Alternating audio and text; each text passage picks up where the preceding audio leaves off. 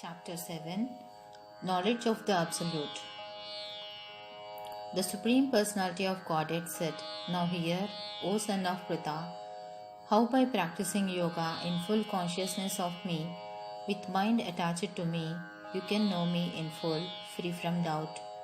I shall now declare unto you in full this knowledge, both phenomenal and numinous. This being known, nothing further shall remain for you to know.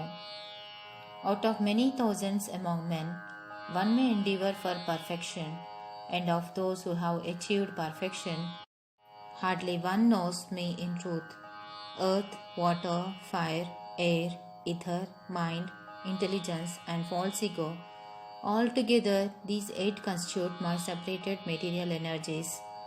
Besides these, O mighty armed Arjuna, there is another superior energy of mine, which comprises the living entities who are exploiting the resources of this material inferior nature. All created beings have their source in these two natures.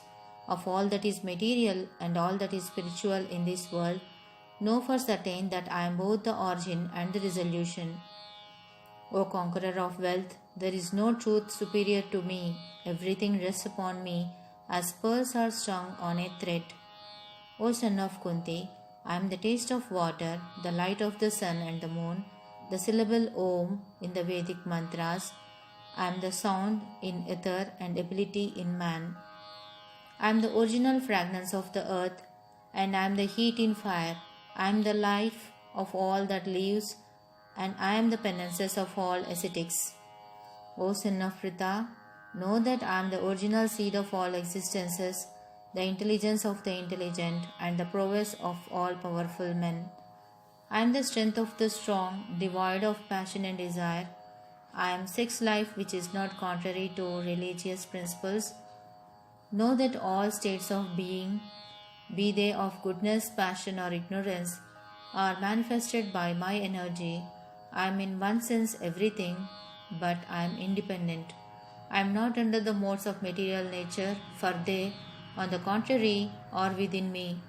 Deluded by the three modes, goodness, passion, and ignorance, the whole world does not know me, who I am, above the modes and inexhaustible. This divine energy of mine, consisting of the three modes of material nature, is difficult to overcome, but those who have surrendered unto me can easily cross beyond it. Those miscreants who are grossly foolish, who are lowest among mankind, whose knowledge is stolen by illusion, and who partake of the atheistic nature of demons, do not surrender unto me. Four kinds of pious men begin to render devotional service unto me: the distressed, the desirer of wealth, the inquisitive, and he who is searching for knowledge of the Absolute. Of these, the one who is in full knowledge and who is always engaged in pure devotional service is the best, for I am very dear to him and he is dear to me. All these devotees are undoubtedly magnanimous souls, but he who is situated in knowledge of me I consider to be just like my own self. Being engaged in my transcendental service, he is sure to attain me, the highest and most perfect goal. After many births and deaths, he who is actually in knowledge surrenders unto me, knowing me to be the cause of all causes and all that is. Such a great soul is very rare. Those whose intelligence has been stolen by material desires surrender unto demigods and follow the particular rules and regulations of worship according to their own natures.